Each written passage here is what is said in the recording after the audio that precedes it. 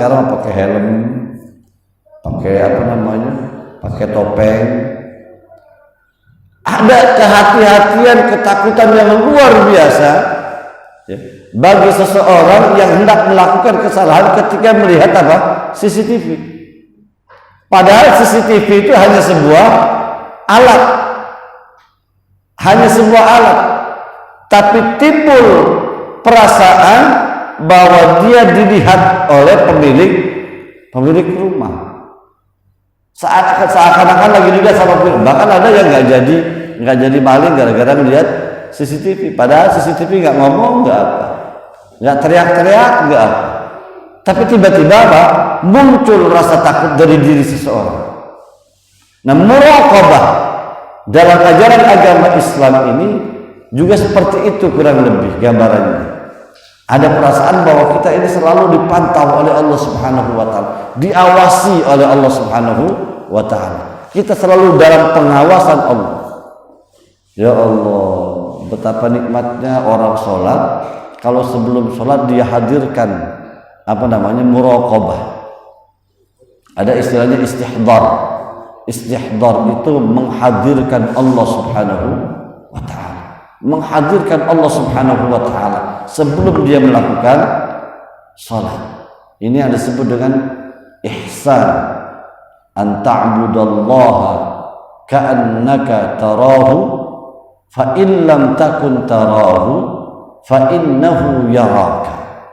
An ta'budallaha, hendaklah kamu beribadah kepada Allah, menyembah Allah, ka'annaka tarahu, seakan-akan kamu melihat Allah Subhanahu wa taala. Seakan-akan, bukan melihat beneran, seakan-akan. Kayak tadi aja CCTV, alat doang kecil, tapi melihat alat itu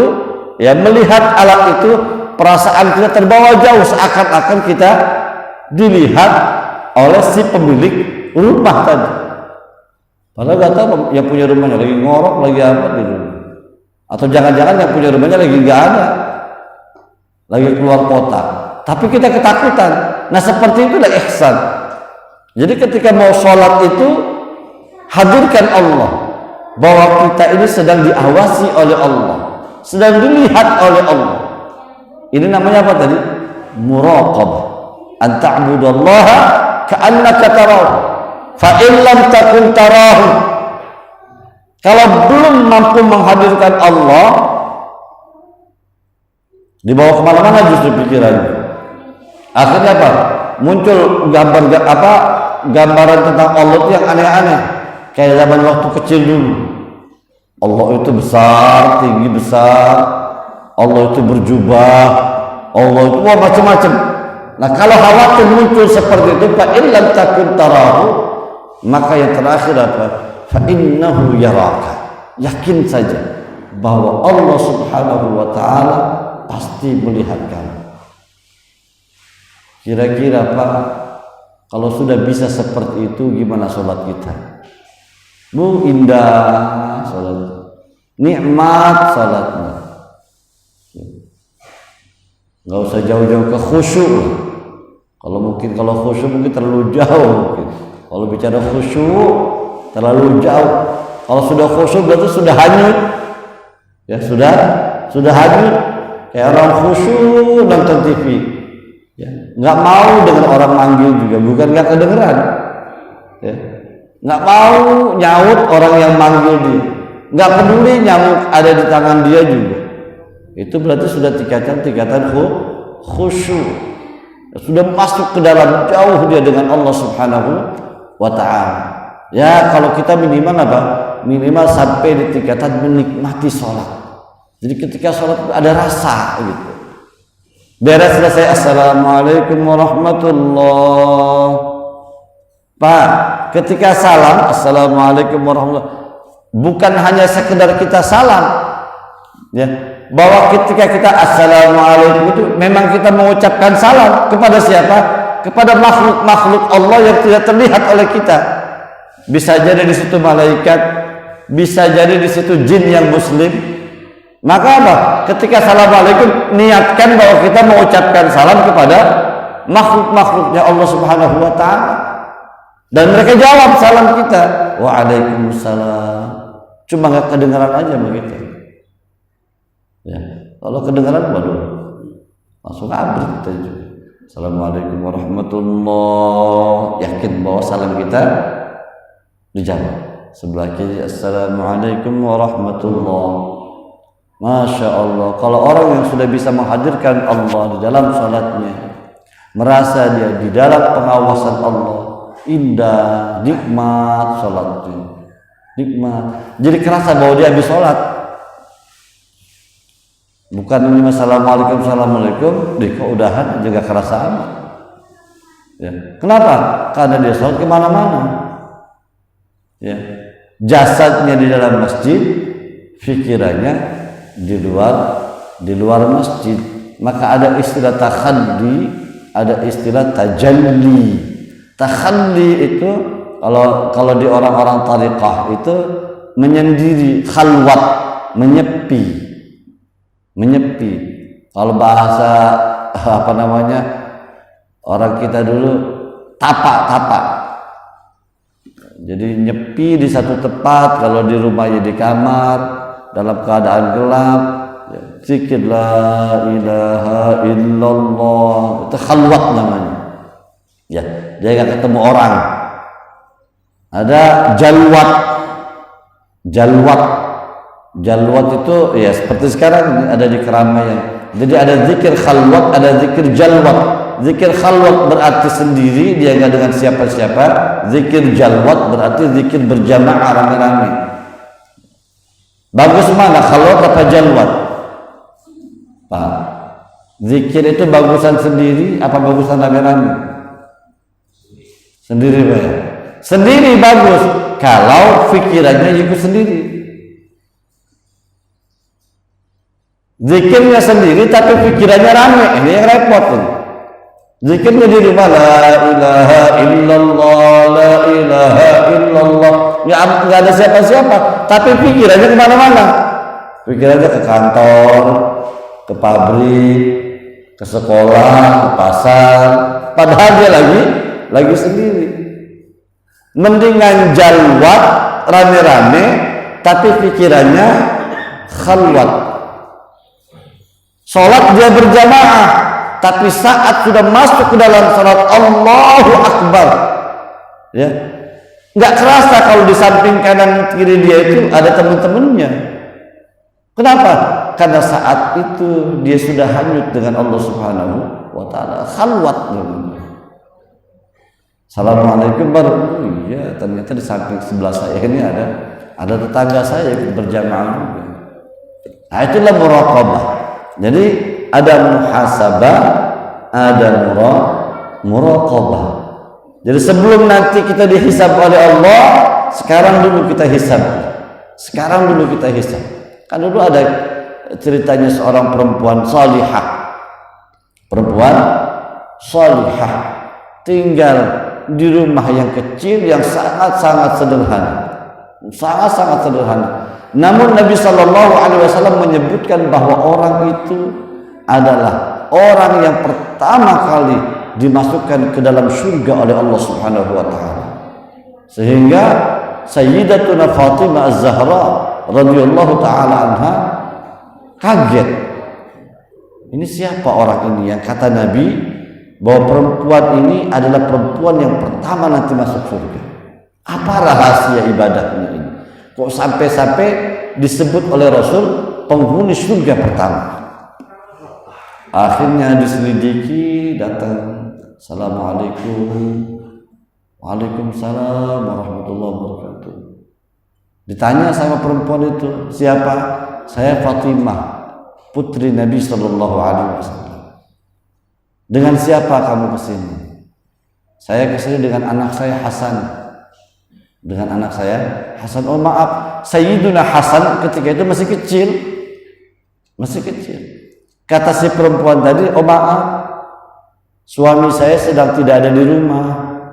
Saya nggak bisa keluar rumah, buka pintu, melihat ada laki-laki lain selain suami saya yang bukan mahram. Padahal itu siapa? Sayyidina Hasan masih kecil. Kata Siti Fatimah, waduh ini orang Akhirnya balik lagi, nggak diterima. Balik lagi, besoknya datang lagi, bawa satu lagi Sayyidina Husain. Ketika itu Assalamualaikum warahmatullahi dengan siapa? Sekarang saya datang dengan dua anak saya, Hasan dan Husain.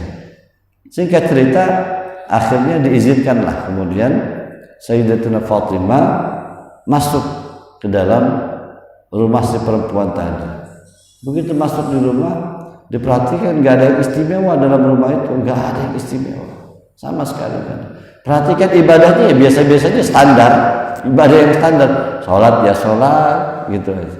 Nggak ada yang gimana gitu, sholatnya sambil terbang gitu, nggak ada.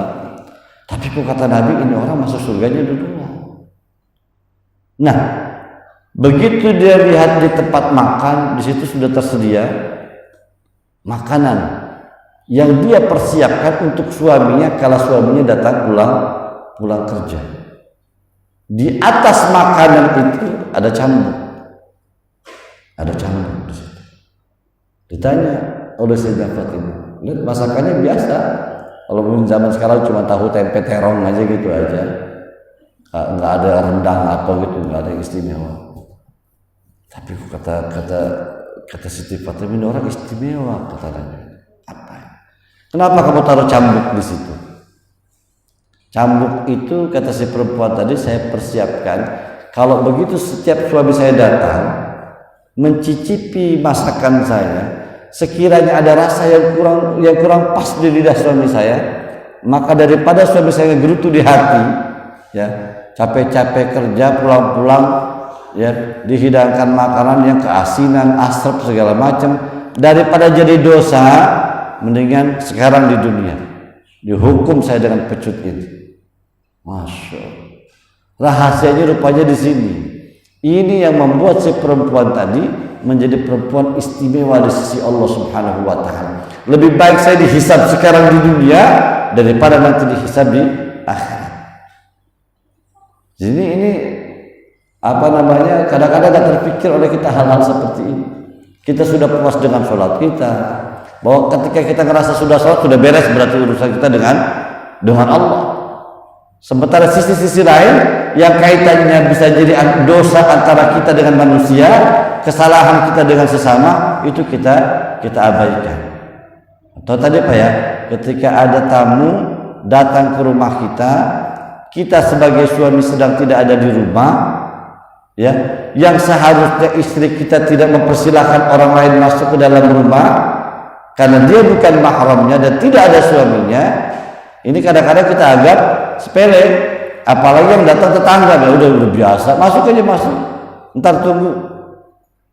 Padahal ini bukan hal yang biasa, ini hal yang luar biasa. Ketika seorang istri mampu menjaga dirinya, kehormatannya, dan menjaga kehormatan suaminya, dia tidak keluar rumah menerima tamu itu bukan karena dia pelit, bukan karena dia sombong, bukan, tetapi demi apa? Menjaga kehormatan dan kemuliaan dirinya dan suaminya. Ini bagian dari apa? Ini bagian dari muhasabah. Nggak bakal ngelakuin apa-apa ini, yakin, ya. Maka masuk fase berikutnya adalah apa? Muraqabah.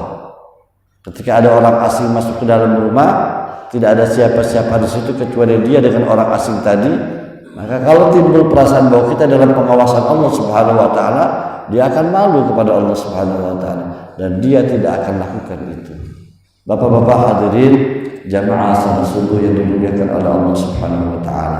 Jadi inilah muhasabah dan muraqabah, inilah sifat yang mesti ada pada diri kita selagi kita masih diberikan kesempatan hidup oleh Allah Subhanahu wa taala. Kita hisab, kita hitung-hitung amal perbuatan kita, baiknya, buruknya. Yang baiknya kita syukuri, yang buruknya kita mohon ampun kepada Allah Subhanahu wa taala agar ini jangan sampai dijadikan tabungan akhirat kita oleh Allah Subhanahu wa taala. Biarkan yang bagus-bagus saja yang jadi tabungan akhirat. Prinsipnya adalah ketika kita pernah berbuat baik, maka lupakan itu. Jangan pernah kita ingat-ingat kebaikan kita, sebab khawatir ketika kita ingat-ingat itu akan menjadi ujub kita nanti, bahwa kita sudah melakukan A, B, C, D kebaikan-kebaikan itu. Namun ketika kita pernah melakukan kesalahan, maka selalu kita ingat-ingat kesalahan kita agar masuk saat kita istighfar, saat kita minta ampun kepada Allah, saat kita bertaubat kepada Allah, dengan mudahnya air mata kita mengalir karena kita ingat kesalahan-kesalahan kita, dan kesalahan kita ini akan berbuah azab di sisi Allah Subhanahu wa taala. Hadirin kaum muslimin rahimakumullah, demikian apa yang dapat saya sampaikan pada kesempatan subuh kali ini. Mudah-mudahan ada manfaatnya. Selanjutnya dipersilakan barangkali ada yang ingin ditanyakan kaitannya dengan materi yang saya sampaikan. Wallahu a'lam bissawab. Ya, baik, terima kasih kepada saudara sekalian pada kesempatan ini tentang puasa Ramadan. Silakan Bapak sekalian untuk menanyakan hal. Ya, silakan Pak. Assalamualaikum warahmatullahi wabarakatuh. Waalaikumsalam. Pak Ustaz tadi disampaikan pemayaman sekolah dari Khairiyah dicatat, berarti ya sekecil apapun dicatat kebaikan, dan kejelekan sekecil apapun dicatat juga. Ada berkaitan dengan persoalan kegiatan sunnah. Ada yang mengatakan contohnya misalkan puasa Syawal 1 hari dihapus dosa kita 1 tahun. Ada yang bilang seperti itu. Banyak kan kegiatan-kegiatan sunnah yang lain ada yang seperti itu. Berarti catatan kita di sana dihapus atau bagaimana? Memang tidak ada catatannya atau memang tetap dicatat atau bagaimana? Itu yang pertama. Dan yang kedua, persoalan saya masih ingat baca-baca wallahu a'lam bisawab ini. Al-Arab ayat 166 itu mengatakan apabila ada orang yang bangga dengan kesombongannya maka Allah akan kutuk menjadi monyet. Itu gimana? Itu gimana, saya juga bingung itu.